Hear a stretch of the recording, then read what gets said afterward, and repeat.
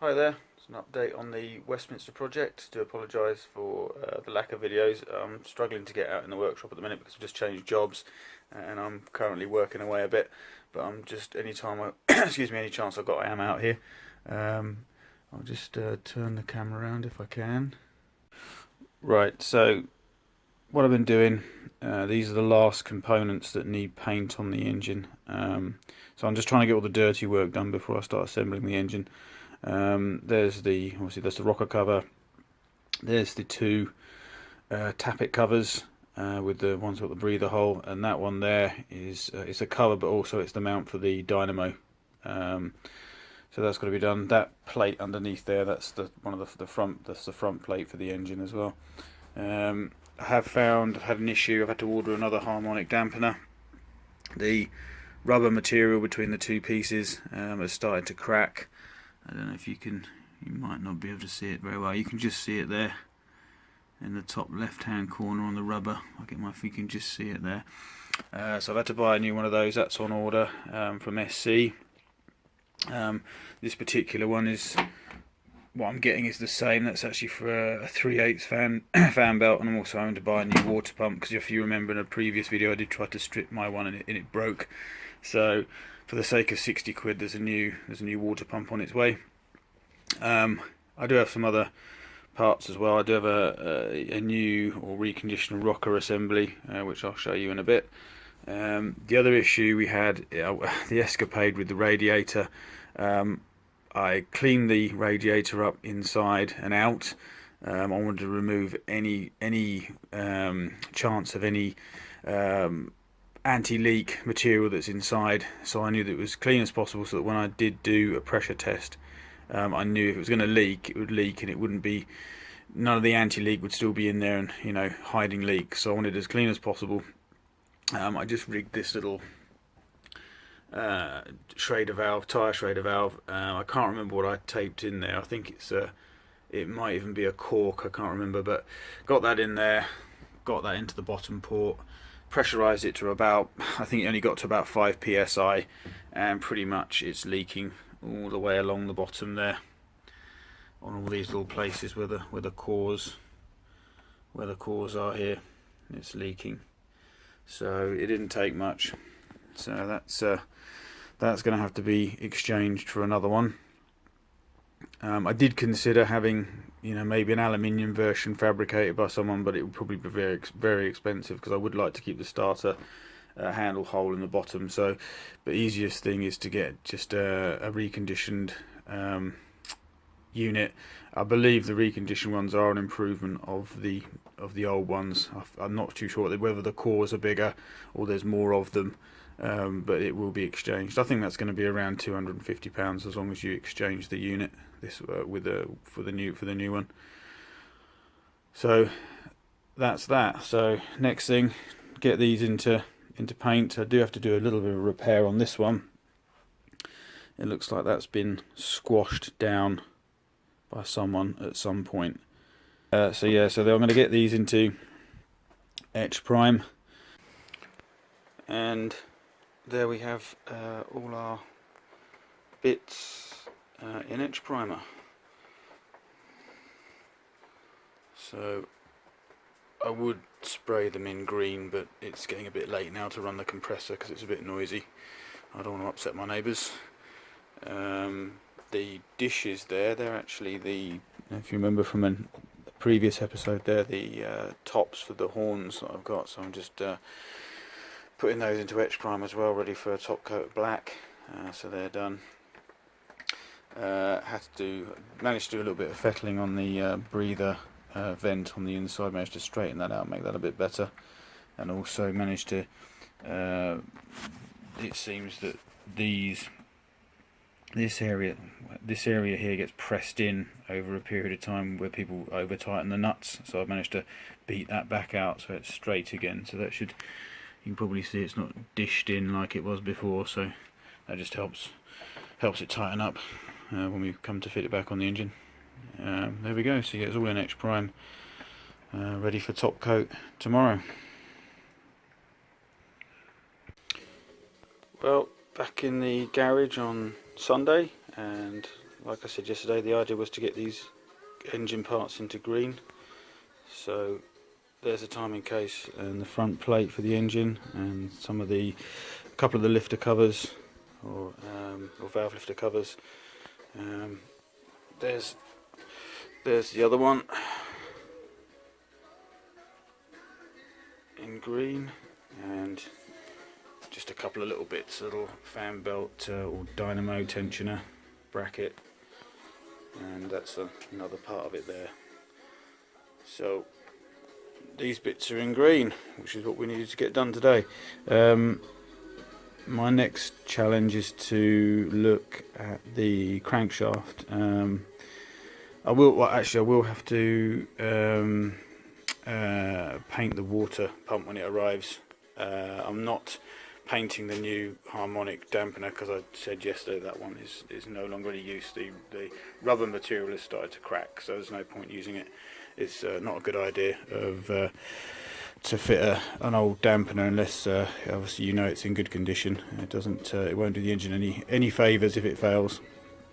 So the next job will be to get the crankshaft and to fit I think they're called oil restrictors into the I think it's just the big ends that have them. I'm not sure, I'll have to look, but they need replacing, so that's the next job.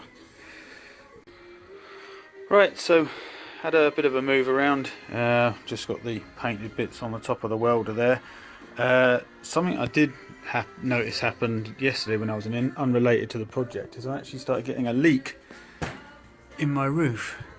So I've attempted to weld that up, which is a bit awkward because I kind of had to hold the earth strap for the MIG touching the corrugated iron while I tried to weld it at the same time, but I think I may have plugged it. We'll just have to see how we go, because it was, as you can see, it's getting quite wet in here.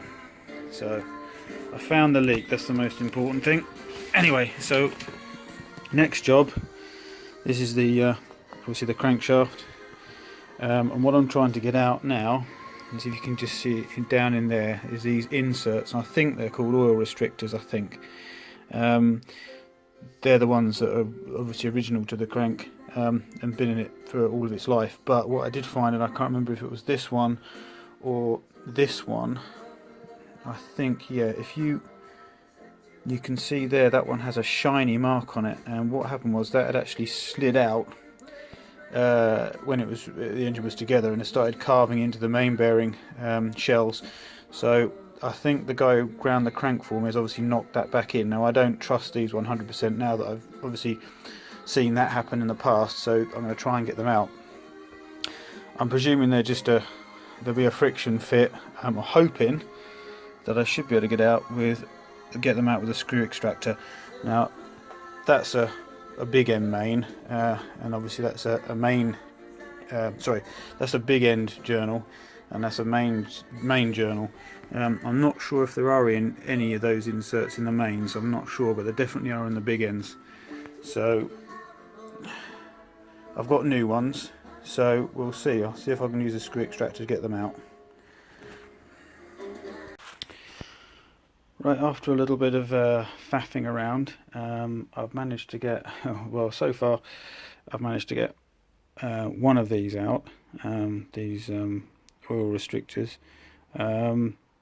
This is the one that looks like at some point it actually shifted and was actually rubbing into the main bearing shell.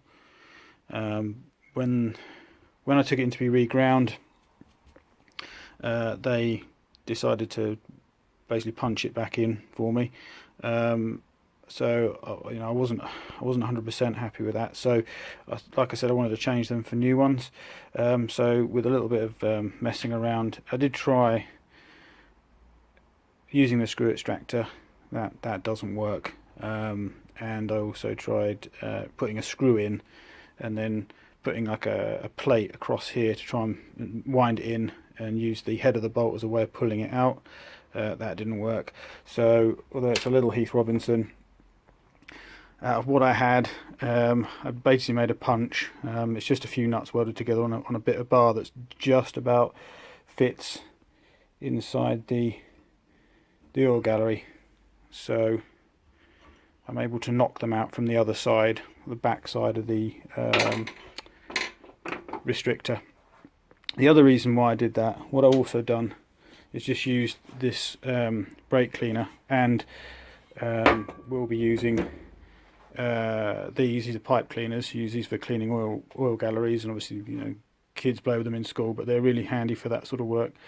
And what another thing is, what I was worried about is with the machining that's been done on the crank, is if there was any crap trapped behind the actual insert, and when it's probably cleaned out a bit now. When I blew this down inside here, you can actually see some of the crap that did actually come out. That wasn't there before I did that earlier, so there was dirt and junk crap stuck behind there. Of course, when they first fire the engine up with all the new internals, that crap is going to get washed through all your new bearings, so it's well worth probably popping them out and cleaning them out and putting some new ones in.